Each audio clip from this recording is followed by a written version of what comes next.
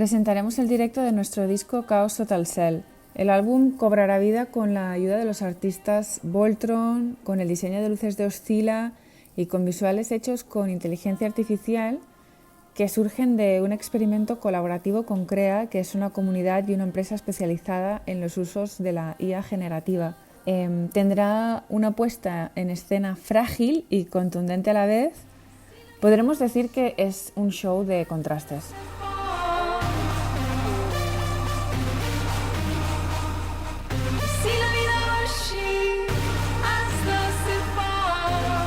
Para nosotros el Sonar es nuestra casa.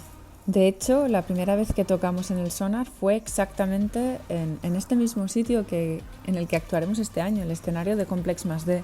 Hemos vivido muchos momentos mágicos y visto conciertos y DJ sets increíbles, descubierto artistas favoritos, conocido a personas que luego se convertirían en nuestras mejores amigas.